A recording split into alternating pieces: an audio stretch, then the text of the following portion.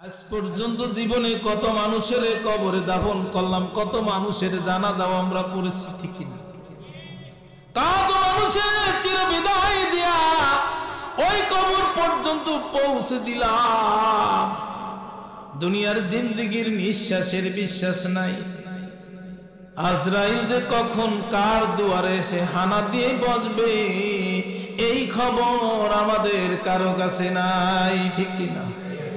যে কোনো মুহূর্তে, যে কোনো সময় আজরাইল এমন ভাবে হানা মারবে, আজরাইলের হানা থেকে, থাবা থেকে, বাগে থাবা দিলে মানুষ পরিত্রাণ পায়। ওই যে সুন্দরবনের পাশে জেলেরা মাছ ধরতে যায়, অনেক জেলেদের নৌকায় হিংস্র বাঘে থাবা দেয়, অনেক জেলেরা ওই হিংস্র বাঘের থাবা থেকে নিস্তার পাইতে পারে, ঠিক কিনা? আজরাইল আলাইহিস সালামের থাবা এমন থাবা মারবে, যত বড় সুরক্ষিত বিল্ডিং এর ভিতরে তুমি পলাও না কেন, ওই বিল্ডিং এর ভিতরে সময় মতন আজরাইল এসে থাবা দিয়া রুহুটা নিয়ে যাইবে রে বাবা। কোনো ছাড় দিবে না, কোনো সুযোগও দিবে না। ভাবার বিষয় একটু ভেবে দেখি। আমার পরিচয় তো আনা মুসলিম, আমি তো একজন মুসলমান।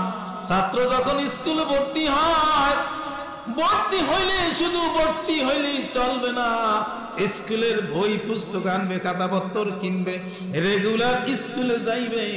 পরীক্ষা যখন আসবে ওই টিচারদের মন মতন, ইচ্ছা মতন যদি নিজের জীবন চালায়, নিজের ইচ্ছা মতন চলবে না। স্কুলের স্যাররা যে নিয়ম নীতি দিবে, নিয়ম নীতি মান্য যারা চলবে, পরীক্ষা আসলে পরীক্ষা দিলে তারাই শুধু পাস করবে, নাহলে অন্যরা পাস করতে পারবে না। শুধু ভর্তি হইয়া যদি আসে আর পরীক্ষার সময় পরীক্ষা দিতে যায়, কোনোদিন পাস করবে? কোনোদিন পাস জটবে না। তুমি আর আমি মনে করেছি আমার বাবা মুসলমান, মা মুসলমান, আমার স্ত্রী মুসলমান, আমার পূর্বপুরুষ মুসলমান, আমিও তো মুসলমান, সুতরাং আমার মৃত্যুর পরে আমার পরবর্তীরা আমাকে তো মুসলমানের কবরে দাফন করে। ভোটার তালিকায় আমার নামটা মুসলমানের তালিকায় লেখা। সত্যিকারে আমি মুসলমান হতে পারলাম কিনা একদিনও ভাবলাম না, একদিনও চিন্তা করলাম না, গবেষণা করলাম না। যে এই মসজিদের পাশে আমরা বসলাম, এই মসজিদ হলো মুসলমানের বড় পরিচয়। এই মসজিদে যারা আসবে সকাল আর বিকাল 5 বার যারা আসবে, 5 বার যারা এই মসজিদে হাজিরা দিবে,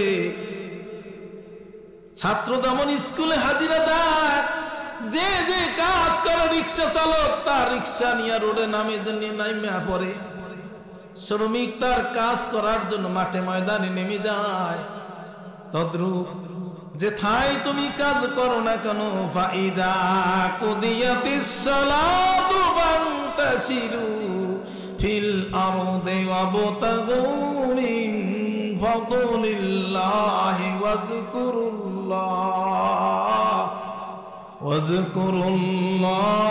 কাসীরান লাআল্লাকুম তুফলিহুন।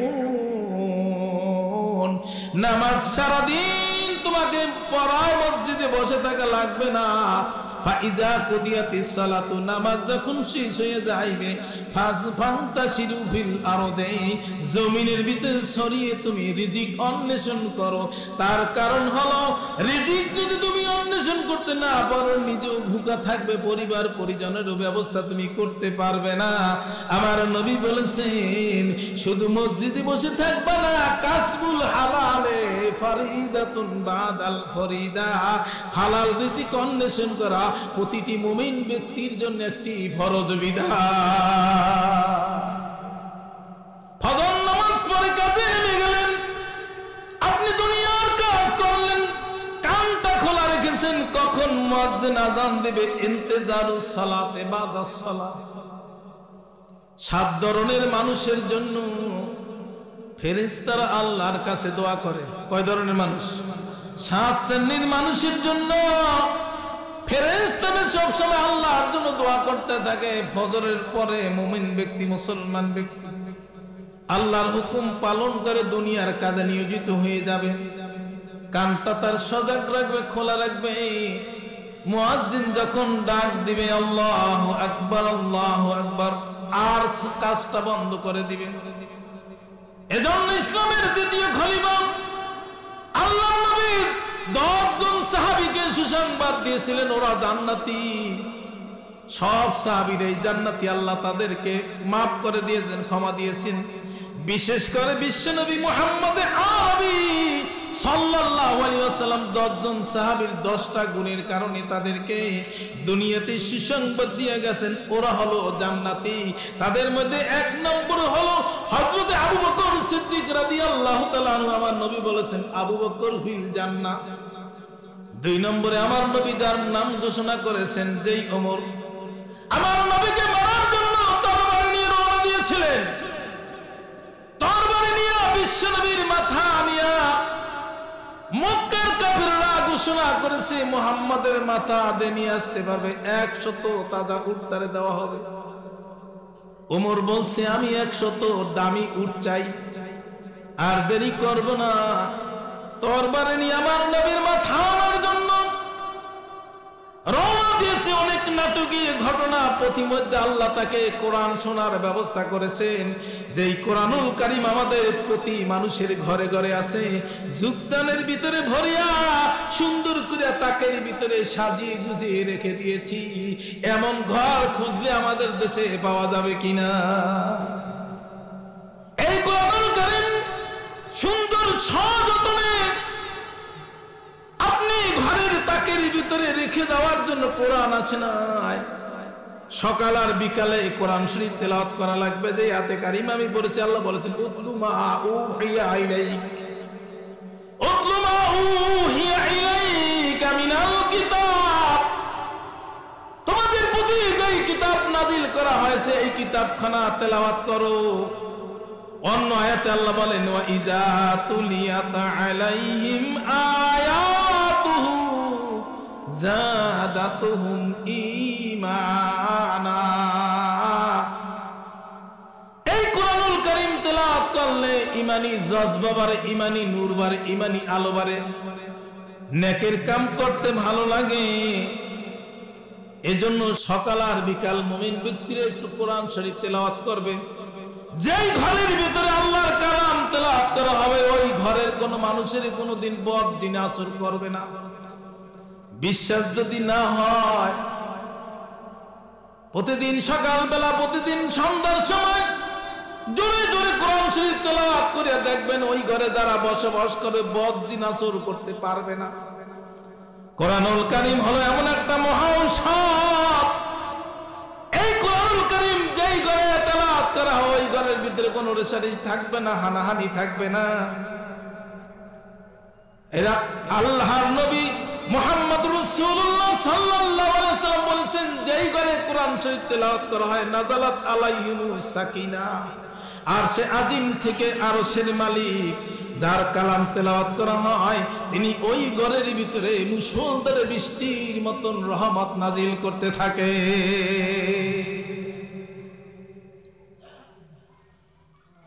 কোরআন আমরা সযত্নে রেখে দিলেই কোরআন কোনদিন কোরআনের হক আদায় হবে না।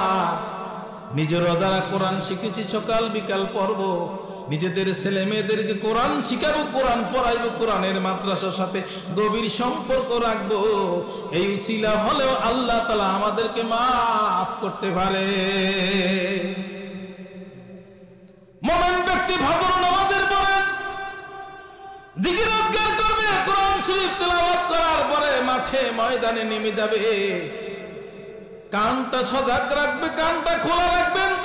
সালাতে বাদা সালাহ, এক নামাজ পড়ার পরে আরেক নামাজের জন্য অপেক্ষা করবে। মুয়াজ্জিন যখন ডাক দিবে মসজিদের মিনার থেকে আল্লাহু আকবার আল্লাহু আকবার, আল্লাহ বড় আল্লাহ বড়, তাড়াতাড়ি তুমি কাজ কর্ম ফেলে রেখে বড় আল্লাহর হুকুমটা তুমি পালন করো। ইসলামের দ্বিতীয় খলিফা ওমর ফারুক রাদিয়াল্লাহু তাআলা আনহু কোরআনুল কারীমের তেলাওয়াত শুনে হুজুরকে মারার জন্য গিয়েছিল। সেখান থেকে আমার নবী তখন ইসলামের প্রথম মাদ্রাসা, যেখানে সাহাবায়ে আজমাইন নবীর কাছ থেকে দ্বীন শিখতেন, কোরআন শিখতেন, হযরতে আকরাম রাদিয়াল্লাহু তাআলা আনহুর বাড়ি ছিল একেবারে নির্জন জায়গায়, পাহাড়ের পাদদেশে। আরবিতে যাকে বলা হয় দারুল আরকাম, দারুল মানি বাড়ি, আকরাম রাদিয়াল্লাহু তাআলা আনহুর বাড়ি এমন নির্জন জায়গায় ছিল, মক্কার কাফেররা যেন খবর না পায়, অনুসন্ধান করে খুঁজে না পায়। হযরতে শুআইব রাদিয়াল্লাহু তাআলা আনহু ওমরকে নিয়ে ওই নির্জন জায়গায়, হযরত ওমরের হাতে তরবারি, আমার নবীকে মারার জন্য তরবারি নিয়ে বের হয়েছিল 100 তাজা উট পাওয়ার জন্য। পথিমধ্যে কোরআনুল কারীম শুনে তার অন্তরটার ভিতরে মনটা গলে গেল। কোরআন হলো এমন একটা জাদু মাখা আল্লাহর কালাম। ও গুনাহগারেরা, কোরআন বেশি বেশি পড়ো, তুমি আল্লাহর ওলিতে পরিণত হয়ে যাইবা।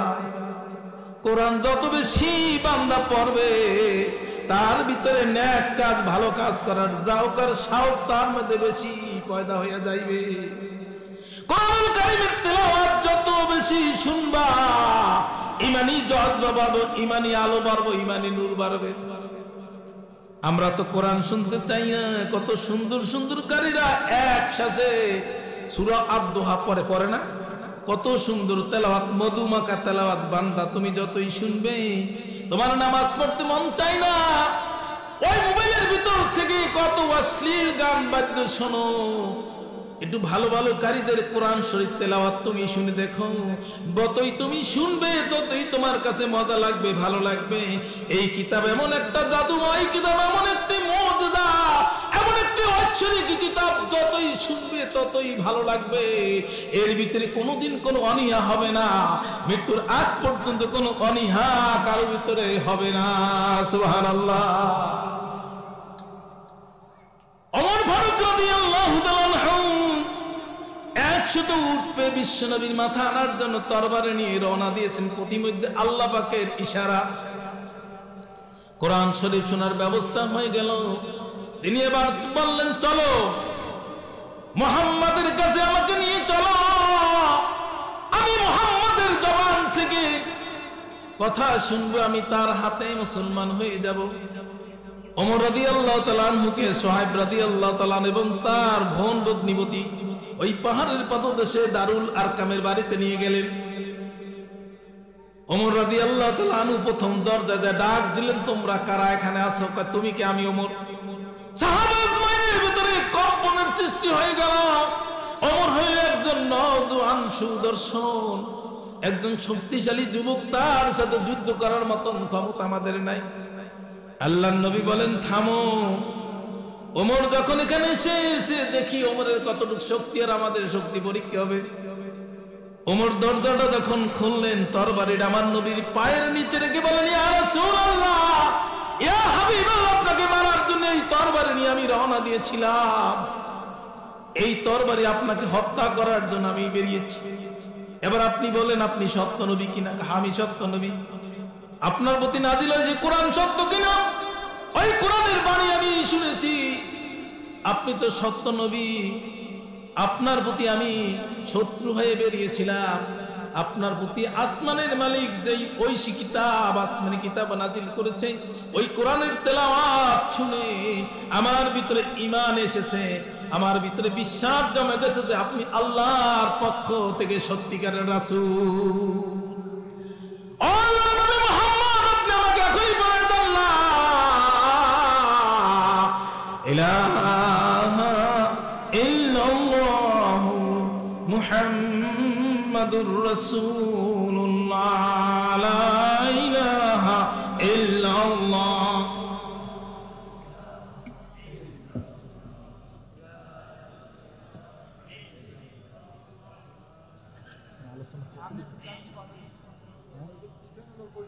আলোচনা কতটুকু মতো ভাই? লা ইলাহা ইল্লাল্লাহু মুহাম্মাদুর রাসূলুল্লাহ। আমার নবীর হাতে বায়াত গ্রহণ করে কালেমা পড়ে মুসলমান হয়ে গেলেন। ওমর রাদিয়াল্লাহু তাআলা আনহু সম্পর্কে আমার নবী বলেছেন, লাউ কানা বাদি আমার পরে কেউ যদি নবী হইতো লাকানা ওমর, ওমরই আমার পরে তিনি নবী হয়ে যাইতেন। সুবহানাল্লাহ। ইসলামের দ্বিতীয় খলিফা অর্ধ জাহানের বাদশা ছিলেন ওমর ফারুক রাদিয়াল্লাহু তাআলা আনহু। যখন তিনি কোন গভর্নরের কাছে, সরকারি কোন কর্মকর্তার কাছে যখন তিনি আদেশ আর নির্দেশ তিনি পাঠাইতেন, সর্বপ্রথমই তিনি একটা নির্দেশ দিয়ে দিতেন, ও গভর্নর ও কর্মচারী, সময় মতন 5 ওয়াক্ত নামাজ পড়া আমার ওমরের পক্ষ থেকে সর্বপ্রথম আদেশ হলো সময় মতো 5 ওয়াক্ত নামাজ তোমরা পড়ে নিবা। 5 ওয়াক্ত নামাজ পড়ার নির্দেশনা প্রথমেই তিনি দিতেন। একজন মুমিন ব্যক্তি, ইমানদার ব্যক্তি যখন এই নির্দেশ পেবে আমার আল্লাহর পক্ষ থেকে মুয়াজ্জিন ডাক দেবে, এটা মুয়াজ্জিনের নির্দেশ না, এটা মুয়াজ্জিনের কোনো বাণী না, মুয়াজ্জিনের কোনো ঘোষণা না, আরশ আযিমের মালিকের পক্ষ থেকে মুয়াজ্জিন প্রতিটা মসজিদ থেকে ঘোষণা দেয়, আল্লাহু আকবার, আল্লাহু আকবার, হাইয়া আলাস সালাত, হাইয়া আলাল ফালাহ, নামাজের দিকে আসো, কল্যাণের দিকে আসো। মুমিন ব্যক্তি, ইমানদার ব্যক্তি, মুসলমান ব্যক্তি, তুমি যদি ভালো চাও, কল্যাণ চাও, মসজিদে আসো।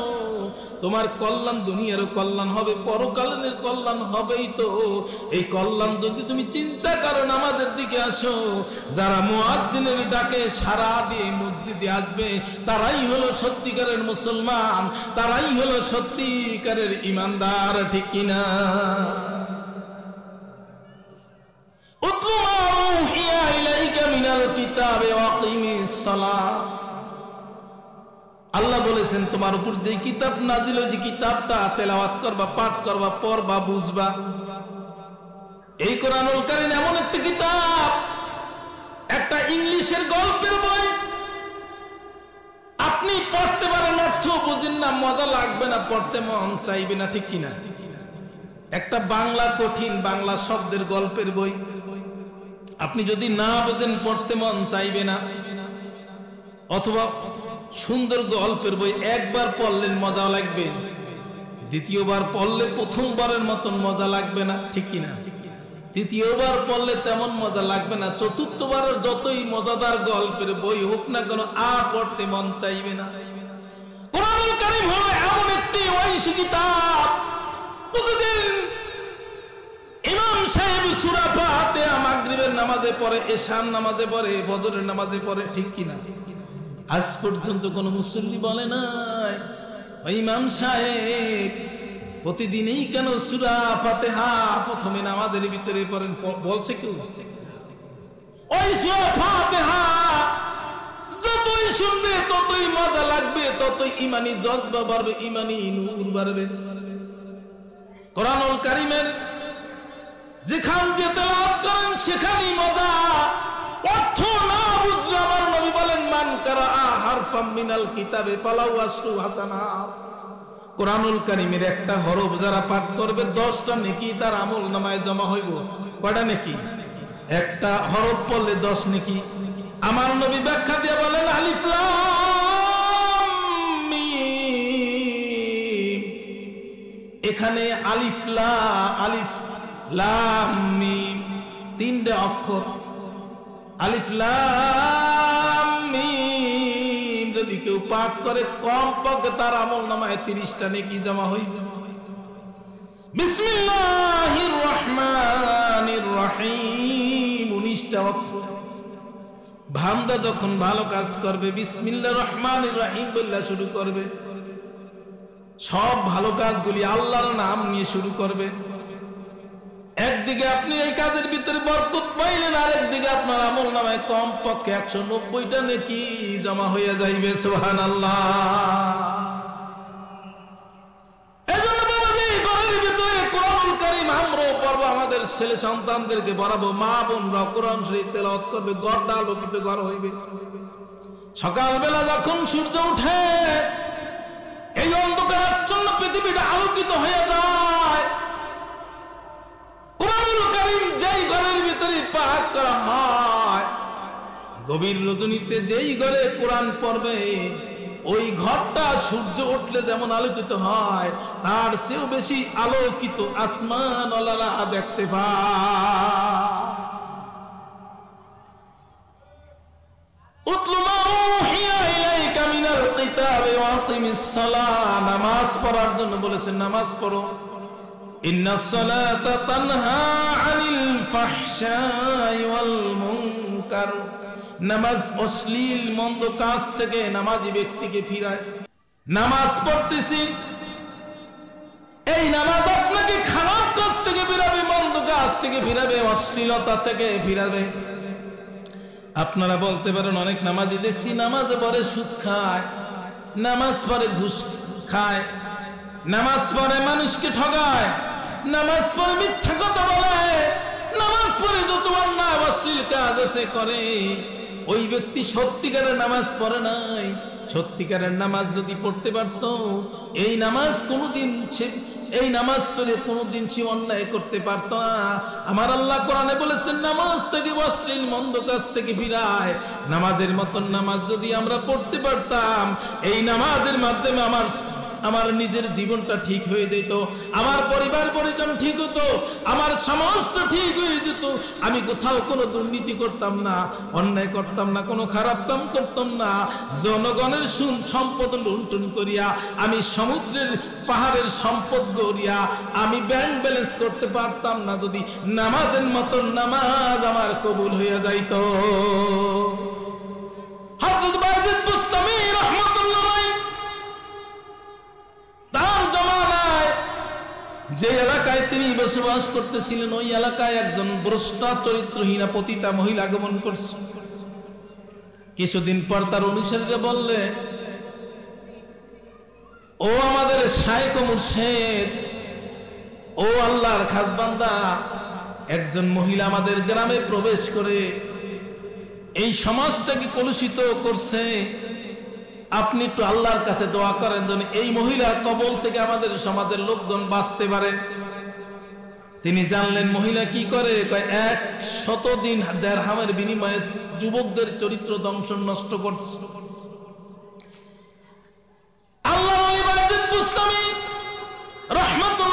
তিনি 100 দিরহাম জোগাড় করে একটা জায়নামাজ নিলেন, সাদা একটা কাপড় নিলেন। এবার তিনি ব্যাগের ভিতরে ভরে ওই চরিত্রহীনা পতিতার মহিলার দুয়ারে যায়া সন্ধ্যার সময় যাইয়া বসলেন। এই সমস্ত চরিত্রহীন পুরুষরা ওই মহিলার দরবারে যাইবে, দূর থেকে দেখে বায়জিদ বুস্তামি যায় নামাজে দাঁড়াইয়া তিনি নামাজ পড়তেছেন। সকলে বলে এই চরিত্রহীন পতিতা মহিলার দরবারে বায়জিদ বুস্তামি কেন আসলো, তার কাজ কি? এখানে দূর থেকে দেখে আর সামনে আগায় না, চলে যায়। রাত্র গভীর হয়ে গেছে, মহিলা তার খাদেমকে পাঠাইলে আজ তো একজনও কাস্টমার আসলো না, খদ্দের আসলো না, কেন একটু খোঁজ নাও।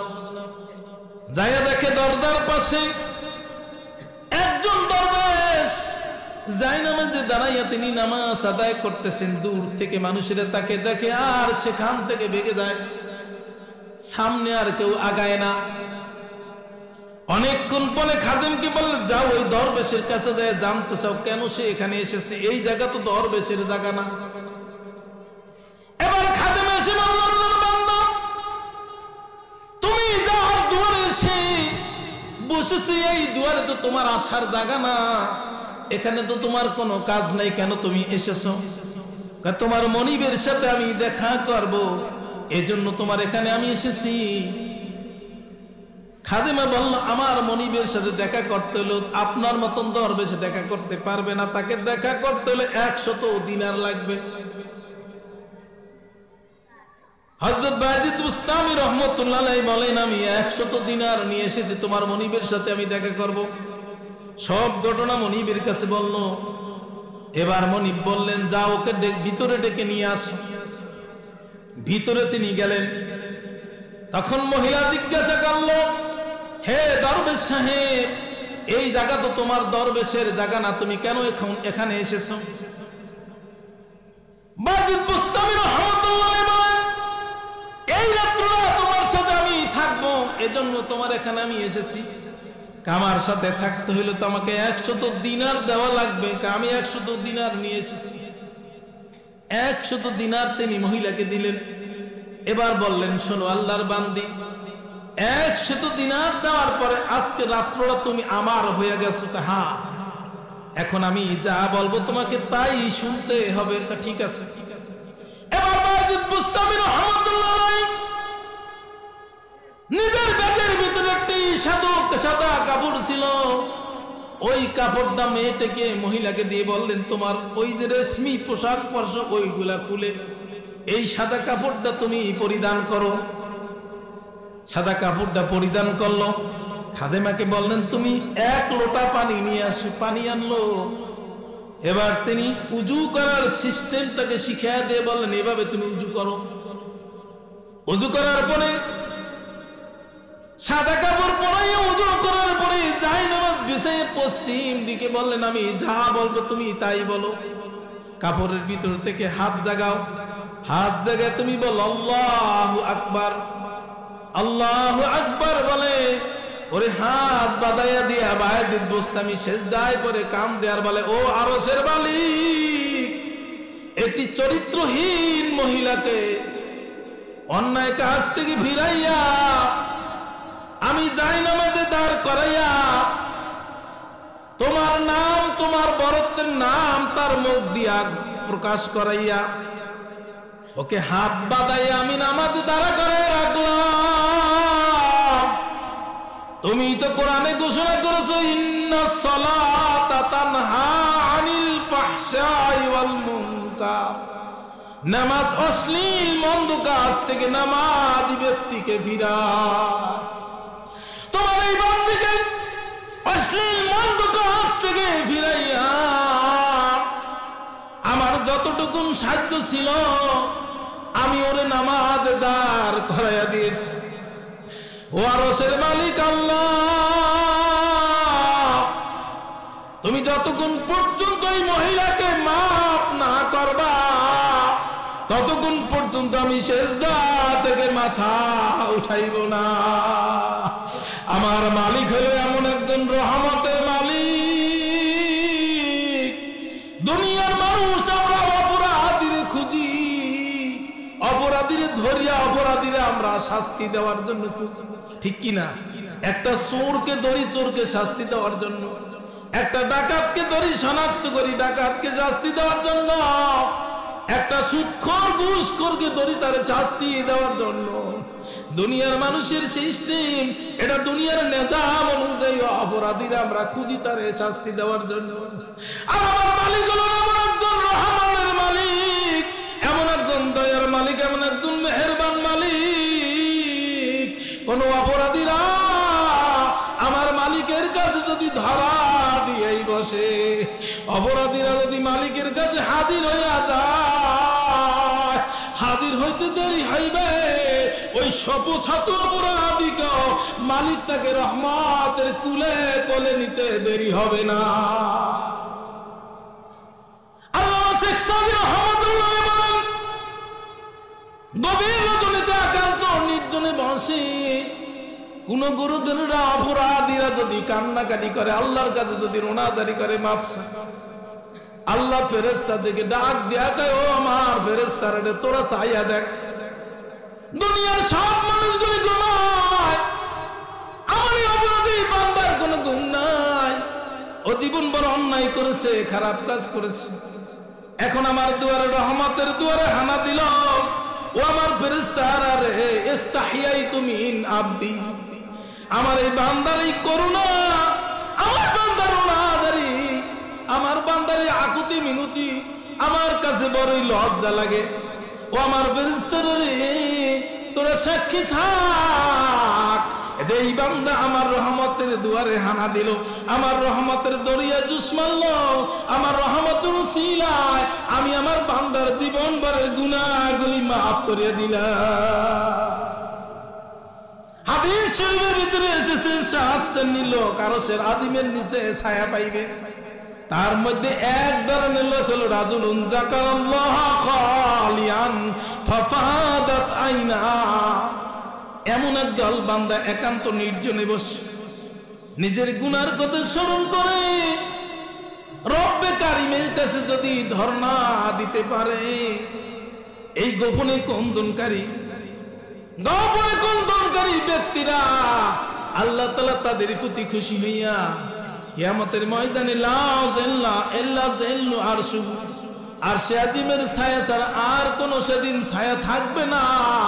ওই নির্জনে নিস্তব্ধে একান্ত নিরালায় বসে যারা নিজের গুনার কথা স্মরণ করে কান্নাকাটি করে আল্লাহর কাছে মাফ চাইবে, এই মানুষগুলি নরনারীর জন্য আল্লাহ তাআলা আরশে আজিমের নিচে তাদের জন্য ছায়া করে দিবে।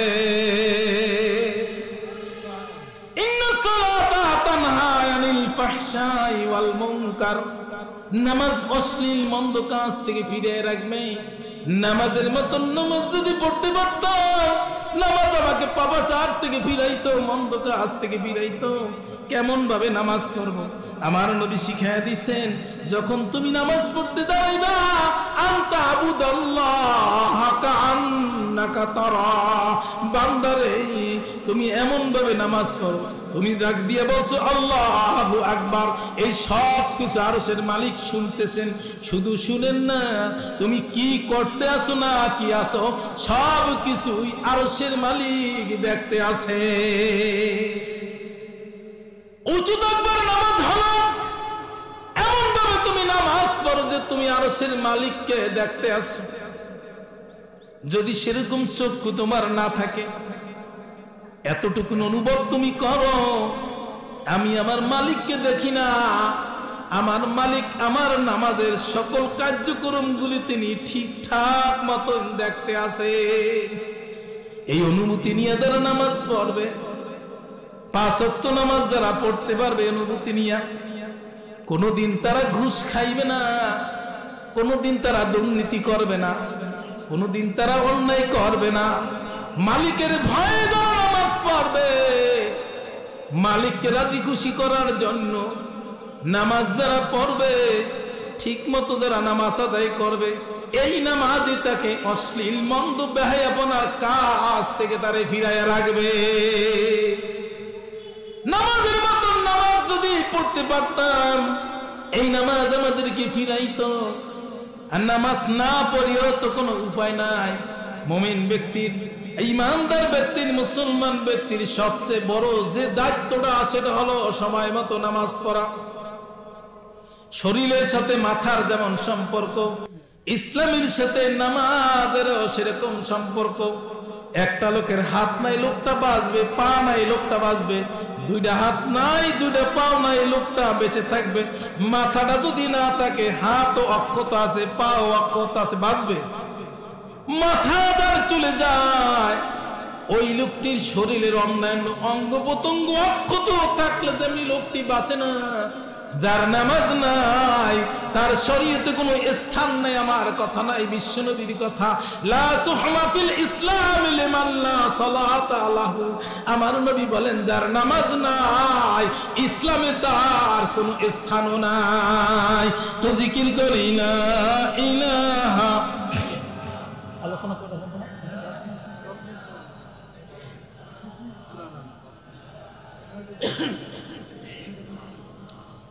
লা ইলাহা ইল্লাল্লাহ, লা ইলাহা ইল্লাল্লাহ, লা ইলাহা ইল্লাল্লাহ, মুহাম্মাদুর রাসূলুল্লাহ সাল্লাল্লাহু আলাইহি ওয়াসাল্লাম। 5 ওয়াক্ত নামাজ মুমিনের কাজ। কয় ওয়াক্ত নামাজ? 5 ওয়াক্ত নামাজ। মুমিন ব্যক্তির অফিস হলো মসজিদ। মসজিদে যাদের যত বেশি সম্পর্ক থাকবে, এই মসজিদ আল্লাহর ঘর, বাইতুল্লাহর শাখা প্রশাখা। মসজিদের সাথে ভালোবাসা রাখা মানে আরশে আজিমের মালিকের সাথে ভালোবাসা রাখা। মসজিদ হলো রহমত পাওয়ার ঘর। মসজিদে ঢোকার সময় প্রতিটা মসজিদেই সামনে লেখা থাকে আল্লাহুম্মা ফতাহলি আবওয়াবা রহমাতিকা, হে আল্লাহ তুমি আমার জন্য তোমার রহমতের যতগুলি দরজা আছে খুলে দাও। সুবহানাল্লাহ, বলি কিনা? এমন মুসলমান হইলাম, কোন পাও দিয়া মসজিদে ঢুকবো তাও জানি না। ওই এক মুরব্বী গেছে, মসজিদের জুতা চুরি করে নিয়ে গেছে। মসজিদে জুতা চোর ঢোকে না, জুতা চোর চোর সাহায্যে মসজিদে ঢুকিয়া পরিকল্পনা করে কোনটা নিব, কোনটা ধর্ম, কোনটা ছাড়ব, ঠিক কিনা? এই সমস্ত অপকর্ম যারা করবে, ইমান নিয়ে মরতে পারবে না, তারা বেঈমান হয়ে মরবে। এরকম অপকর্ম করব না। নামাজি ব্যক্তি নামাজ পড়তে এসে শান্তি মতো নামাজ পড়তে পারবে না। জুতা নিয়ে নিব, এখানে বিশৃঙ্খল করব, ওখানে বিশৃঙ্খল করব, এখানে দালাতন করব, মসজিদে এসে ইমাম সাহেবের দোষ ধরব, মুয়াজ্জিনের দোষ ধরব, এই সেই আকাম, মানে যত প্রকার খারাপ কাজ আছে সব কিছু মসজিদে এলে ঠুকায়। ইমাম সাহেব একটু 2 মিনিট দেরি, আর হুজুর লাসা সারা হুজুর খালি দেরি করে মসজিদে আসে। এরকম কথা আমরা অনেক মুসল্লিরা বলি কিনা? ইমাম সাহেব, মুয়াজ্জিন সাহেব আল্লাহর মেহমান, আল্লাহর ঘরে খেদমত করতেছে, কয় টাকা বেতন দেবে? ইমাম সাহেবের সর্বোচ্চ গ্রাম অঞ্চলে 5 থেকে 10,000 টাকা বেতন দেবে। মনে করছে ইমাম সাহেবের কিনে ফেলাইছে। সম্মানিত ভাইরা আমার, ইমাম সাহেবের মনে কষ্ট দিলে আর শাহদিমের মালিক কষ্ট হয়। ভালো না লাগে? ভালো ব্যবহার করে বলবেন, হুজুর এভাবে দায়িত্ব পালন না করতে হলে সম্মানের সাথে তারা বিদায় দেন। ইমাম সাহেবের সাথে দুর্ব্যবহার করবেন না, খারাপ আচরণ করবেন না। মসজিদের সামান্য কিছু বেতন 50 টাকা, 100 টাকা, 200 টাকা, তা দিতে গেলে আমাদের অভাব অনটন চোখের সামনে হাজির হয়ে যায়, ঠিক কিনা? এটা কোরআনে কারিমেরই কথা। যখন কেউ দান করতে চায় তখন তার সামনে অনেক অভাব হাজির হয়ে যায়। এই মসজিদ, এর সাথে সমস্ত খোঁজ খবর নেওয়া, এটাই এলাকার মসজিদের মুসল্লিদের দায়িত্ব আর কর্তব্য। মসজিদের যারা দায়িত্বশীল আছে, সভাপতি, সেক্রেটারি, ক্যাশিয়ার, চাইতে চাইতে চাইতে চাইতে পকেট দিয়ে টাকা, 50টা টাকা বেতন, 100টা টাকা বেতন আমরা বাইর করতে পারি না। অথচ বন্ধু বান্ধব নিয়ে দোকানে বসলে এক বৈঠকে 1000 টাকা খরচ করে নেওয়া মানুষ আমাদের সমাজে আছে কি নাই? সম্মানিত ভাইরা আমার, এই ঘর আল্লাহর ঘর। এই ঘরের আমি খেদমত করলে, আমি যদি এই মসজিদের একজন খাদেম হতে পারি, খাদেমদের তালিকা যদি আমার নামটা আমি উঠাতে পারি, এই উসিলায় আল্লাহ তাআলা আমাকে মাফ করতে পারেন। একেবারে পুরাপুরিতে মাপ পায় যাবো। একেবারে ঠিক মতো আমি নামাজ পড়লাম, আমার নামাজ আমি ঠিক মতো বললাম, মসজিদে হুজুরের চাইলে না পয়সাও আমি দিব না। আপনি নামাজ পড়ার যেমন কাজ, মসজিদের খোঁজ খবর নেওয়াও আপনার দায়িত্ব এবং কাজ।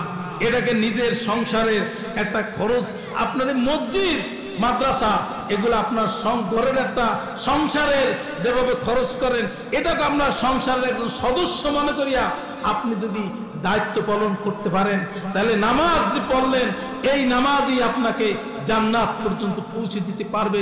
নামাজে আপনাকে হেফাজত করতে পারবে।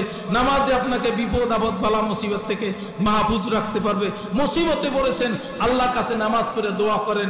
যদি কোন নামাজ আপনি যেখানে নামাজ পড়া হয় ওই নামাজের মসজিদের সাথে সম্পর্ক রাখলেন, ইমাম সাহেবের সাথে সম্পর্ক রাখলেন, আলেম ওলামাদের সাথে সম্পর্ক রাখলেন, কোরআন হাদিসের সাথে সম্পর্ক রাখলেন, কোরআন হাদিসের ধারক এবং বাহক আলেম ওলামারা তাদের সাথে গভীর সম্পর্ক যদি রাখতে পারেন, আপনার আমল যদি একটু কম হয়, আল্লাহ তাআলা কোন উসিলাকারে মাফ করে আমরা কেউ জানি না। সম্মানিত ভাইরা আমার, এজন্য এই যে মজলিসে এসেছি, এই মজলিসটাও তো করতে একটু খরচের ব্যাপার আছে না? আমরা ভালো কাজে সহায়তা করব। তাআওয়ানু আলাল বিররি ওয়াত তাকওয়া ওয়ালা তাআওয়ানু আলাল ইসমি ওয়াল উদওয়ান। নেক কাজে, উত্তম কাজে, ভালো কাজে আমরা সহায়তা করব। ওখানে যত লোক ভালো কাজ করব, এই মাহফিল আঞ্জাম দেওয়ার জন্য যে 100টা টাকা দিয়েছেন, যত লোক বাড়ির থেকে মাহফিলে নিয়ত করছে যে আমি আজকে মাহফিলে যাব, নিয়ত করার পর থেকে সওয়াব লেখা হইতেছে। যতক্ষণ পর্যন্ত মাহফিলে থাকবেন, বাড়িতে পৌঁছার আগ পর্যন্ত আপনার আমল নামে একটা সওয়াব জমা হইতে থাকবে।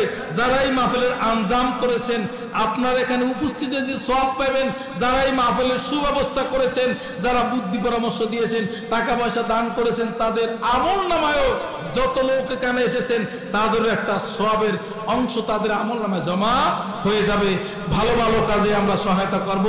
ভালো কাজে থাকবে, মসজিদের সাথে সুসম্পর্ক রাখবো, আলেম ওলামাদের সাথে গভীর বন্ধুত্ব ভালোবাসা রাখবো, এবং আল্লাহর জমিনে আল্লাহর রাজত্ব যেন কায়েম হয়, আল্লাহর জয়গান হয় যেন, এমন কাজে আমরা সহায়তা করব।